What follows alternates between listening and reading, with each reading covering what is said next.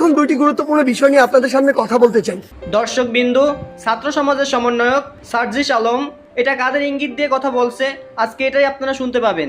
এটা কি তবে কোনো রাজনৈতিক বড় দলের কোনো সংকেত হবে নাকি না না ভবিষ্যতে কোন দল ক্ষমতায় আসবে এটা নিয়ে সে কি আলোচনা করেছেন আর তার কি বক্তব্য এটাই আপনারা এই ভিডিওর মাধ্যমে জানতে পারবেন।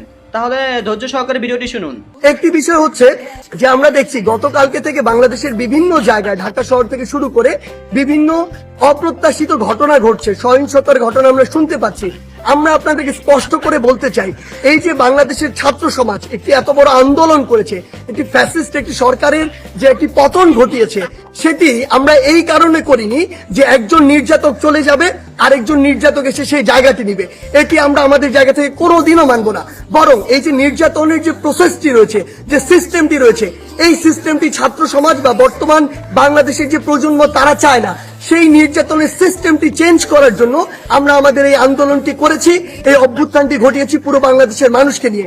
সেই জায়গা থেকে বিভিন্ন রাজনৈতিক মতাদর্শ, সে বিরোধী মতাদর্শ হতে পারে কিংবা বিভিন্ন যে রাজনৈতিক মতাদর্শে যা ছাত্র সংগঠন বিভিন্ন রয়েছে, তাদের কথা বিভিন্নভাবে শোনা যাচ্ছে যে তারা প্রতিহিংসার বশবর্তী হয়ে এই বিভিন্ন ভাঙচুরগুলো চালাচ্ছে।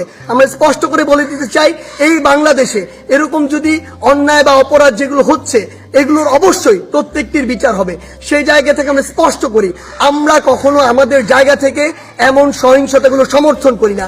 একটি দল 15-16 বছর ধরে বাংলাদেশে এই একটি রেজিম চালিয়েছে, একটি যে স্বৈরাচারী ব্যবস্থা চালিয়েছে, আবার কেউ এসে যদি এটি চালায় তাহলে আসলে পরিবর্তনটা হলো কি, লাভটি হলো কি? আমাদের প্রত্যাশার সাথে এটা কোনোদিন প্রাসঙ্গিক হয়? কখনো হয় না। তাই আমাদেরকে এটা আমাদের কাজের মাধ্যমে প্রকাশ করতে হবে যে আমরা যে বাংলাদেশের স্বপ্ন দেখি সেটি আসলে আমরা সত্যি করতে চাই।